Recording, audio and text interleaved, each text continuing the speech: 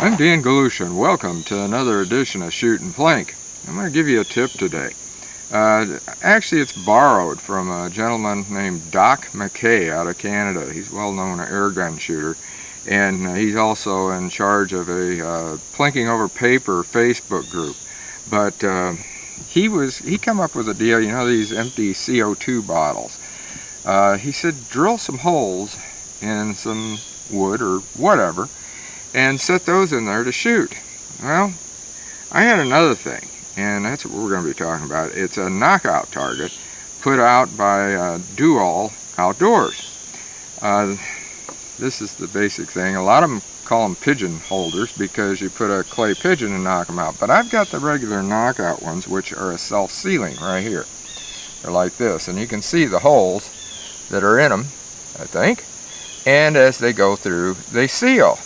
You can see they're not real good for air guns. I have found that out. You can shoot air guns at them, but the thing is say if you don't want to stick these in the ground, you want to have them up a little higher, like I do with my AR 500 knockover bottles.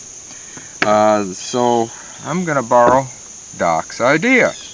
Take a 2x4, or you could also use a 4x4, or actually, if you want the best footing, go with like a 2x6 or 8. Because then you're going to have a lot of good footing. I'm not too sure how that's going to work for this, but this is a 2x4. I've drilled 3 holes in it. Why did I space out 3 holes like that? Well, I'll show you. We're going to put these in here. And go in just like that. And I used a 15/64 hole on these, not a regular 1/4 inch. Although the other board I drilled the same bit, but for some reason it just didn't do it. Now, it did it, but it did it a little bit too big. Now you can see these aren't falling out. They'll fall out in that one. But they set up just like that. Put it here. And then you take your target and you place it such as this.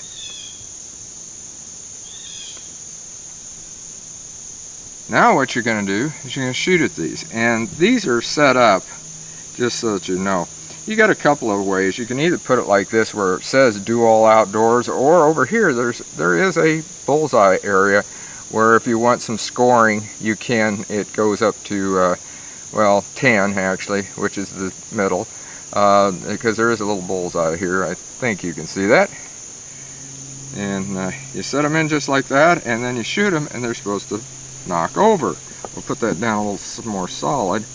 We're going to set it up there, and we're going to shoot at these 3 just to see what it'll do.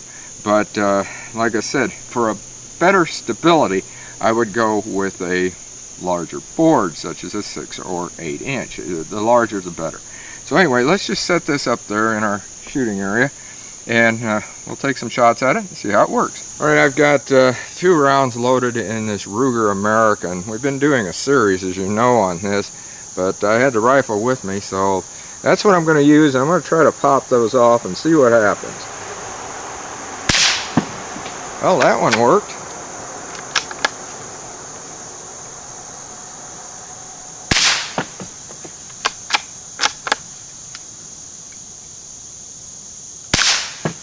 Okay, they all worked. Didn't knock the board over, so that worked good. I'll go up, I'll take a look at them. This one, yeah, I was using the quad ammo, by the way, CCI 710. So the 710 velocity had enough of an oomph to knock those over, and we're back here at 15 yards. I wasn't really considering the distance as much. I just wanted to make sure that we could see what it does. In fact, if I was closer, it would have been a harder hit, but you know, it worked pretty good right there. Okay, I decided to bring you up here, make sure my safety is on. I guess I don't have a round in there, it won't let me do it. So anyway, this is what we were using, the Ruger American. Nice little bolt action rifle. We're going to be talking about that more in some more videos, like we've already done, because we're going to do a few things with this scope, what have you. So anyway, right now we're talking about targets. Alright, here, I'll show you right here. You can see how I've got it in there, got the holes.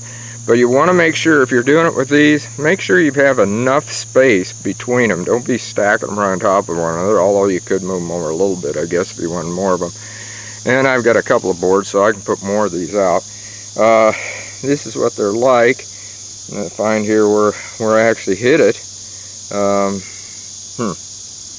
Maybe this one right here. Like I said, I'm just doing them in a hurry. There's a dark hole right there. I presume that's where it is. It healed up good enough that you can't even see where it came through because, well, let's put this down. Okay, it went through right here. That's where it went in, and that would be right over here and right where my finger is, and you can see how it healed up. So these self-healing things do work, but that isn't really what we were here to talk about. We're talking about how you could set them up without having to jam them down to the ground, because if they're down to the ground, they're going to be way down here. You want them up higher like I did here. Use a board of some sort like that. Drill the holes like old Doc McKay come up with, and stick them in there. And if you're going to be doing some air gun shooting, maybe you take those bottles if you want some real fine shooting, because I've shot at them and it works, but boy, they're a little bitty old thing. You better have a doggone accurate air gun. So anyway, that's what we did with these. And if you get some of these dual outdoors knockouts, they call them knockout discs, and they come with the pigeon holder, as they call them, and so they work pretty doggone good. No, they don't sponsor me. I bought these quite a while back. They had them on their clearance thing, and I got them. I don't think they put them on clearance anymore. You just have to check out their website. So until next time, shoot safe and have a great day of plinking.